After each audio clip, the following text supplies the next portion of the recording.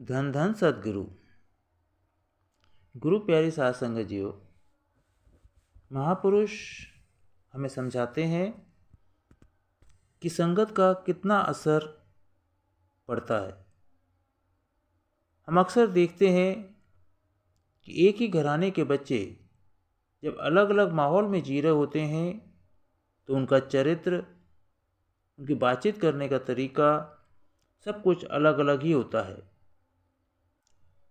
महापुरुष कहते हैं कि हमें अपनी संगत अच्छी रखनी चाहिए। हमें उन लोगों के साथ उठना बैठना चाहिए जिनके ख्यालात शुद्ध हों। रूहानियत के रास्ते पर चलने के लिए हमें उन लोगों की संगत करनी चाहिए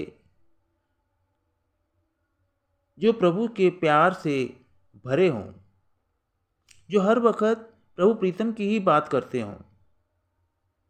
इसे हम इस प्रकार समझते हैं कि एक व्यक्ति के पास 2 तोते थे।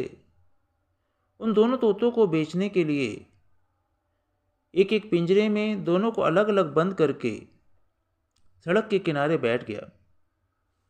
एक का दाम उसने 500 रुपये और दूसरे का दाम 5 रुपये रखा। लोग आते, पूछते और इतना रुपए में अंतर देख करके उससे पूछते कि भाई एक 5 रुपये का और एक 500 रुपये का। तो कहता ये तो आपको खरीदने के बाद पता लगेगा कि इतना अंतर इन दोनों में क्यों है। और जो 500 रुपये का खरीदेगा उसे 5 रुपये वाला तोता भी खरीदना ही पड़ेगा।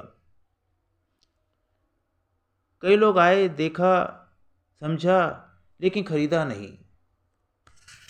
आखिर में एक राजा वहाँ से गुजरा।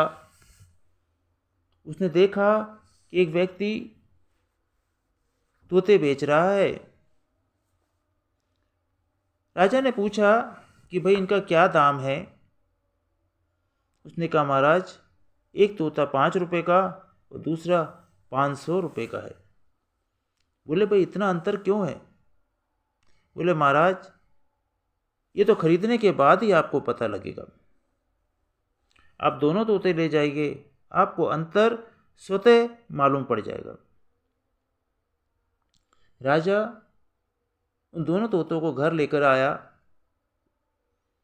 पहली रात उसने अपने शयन कक्ष में उस 500 रुपये वाले तोते को रखा। सवेरे 4 बजे उस तोते ने राम राम सिया राम कहना शुरू कर दिया। पूजा पाठ से करनी शुरू कर दी। कुछ भजन से गाने शुरू कर दिए।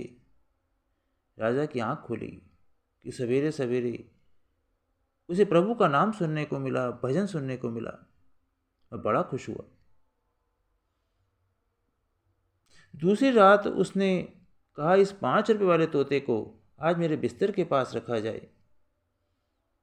जब सुबह हुई, 4 साढ़े 4 बजे का वक़्त हुआ तो उस तोते ने गालियां देना शुरू कर दिया। एक गाली, 2 गाली, गालियां ही देता गया। राजा की नींद खुली। गालियां सुन करके उसको बड़ा गुस्सा आया। वो एकदम क्रोध से भर गया। नौकरों को बुलाया कि इस तोते को ले जाओ और तुरंत इसको मार दिया जाए। यह देख पहला वाला तोता कहने लगा महाराज इसको ना मारें, ये मेरा भाई है। राजा ने कहा कि अगर तुम दोनों भाई हो तो तुम इतनी अच्छी बात करते हो, पूजा पाठ की बात करते हो और ये गालियां देता है। उस तोते ने कहा महाराज ये सब संगत का असर है। क्योंकि बचपन में हम बिछड़ गए। इसको एक व्यापारी ले गया और मैं एक साधु संतों की टोली में चला गया। मैंने वहाँ जाकर के पूजा पाठ सीखा, मंत्र पढ़ने सीखे, भजन गाना सीखा। जिस माहौल में मैं पला बड़ा हुआ मैंने उस माहौल को सीखा।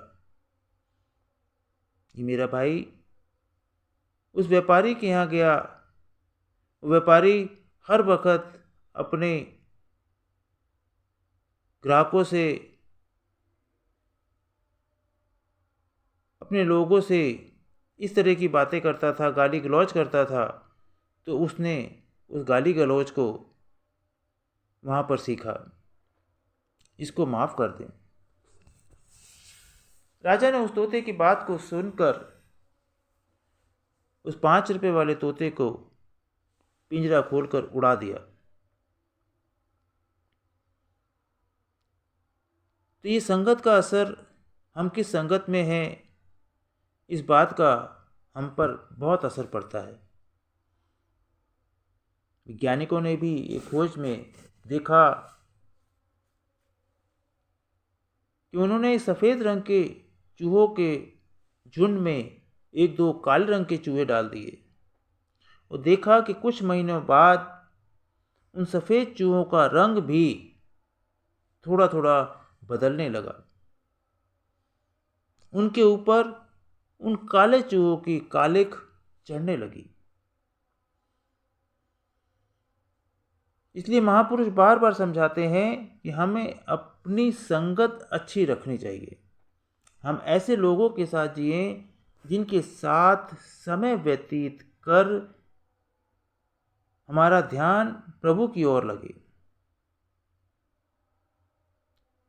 हम उनकी संगत करें जो हमारे ख्यालात, हमारे विचार भी उसी किस्म के होंगे और हमारा ध्यान भी प्रभु की ओर बढ़ता चला जाएगा। अगर हम उन लोगों की संगत करते हैं जो दुनिया की तरफ ध्यान रखते हैं, तो हमारा ध्यान भी प्रभु से हटकर इस संसार में लगना शुरू हो जाता है। तो हम पर निर्भर करता है कि हम कैसी संगत रखें, किससे दोस्ती रखें, किस माहौल में जिएं।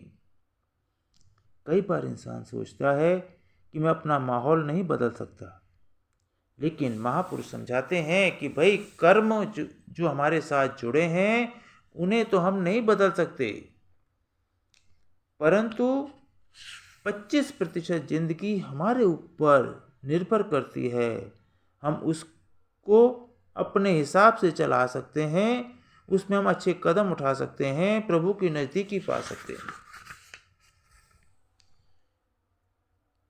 जब हम महापुरुषों की ज़िंदगी को देखते हैं तो उनके अंग संग जो माहौल होता है उसमें ध्यान हर समय प्रभु की ओर जाता है, क्योंकि वे चाहते हैं कि हम प्रभु को जानें, हम प्रभु को पाएं, हमारा मिलन परमात्मा के साथ हो। हम जितना ज़्यादा ध्यान प्रभु की ओर करेंगे उतना ही हमें उनके पास पहुंचने में आसानी होगी। इसलिए हमें सुमिरन करें, प्रभु के नाम का जाप करें। इंसान हर समय सुमिरन कर सकता है, चाहे वह किसी भी माहौल में हो। जब इंसान प्रभु के नाम का जाप करता है, ध्यान अपने प्रभु की ओर लेकर के जाता है, तो हम किस किस पीछे दीजिए, यह नहीं कि एक तरफ से सुने और दूसरी तरफ से निकाल दें। ज़्यादा से ज़्यादा भजन अभ्यास में समय निकालें, प्रभु की याद और सुमिरन के लिए समय निकालें। संगत अच्छी होगी, ध्यान आसानी से प्रभु की ओर जा सकता है। इसलिए प्रार्थना है कि हम सबको अपनी अच्छी संगत रखनी चाहिए, अच्छे लोगों के साथ मिलना जुलना चाहिए, उठना बैठना चाहिए। बहुत बहुत शुक्रिया। धन सतगुरु, धन सतगुरु।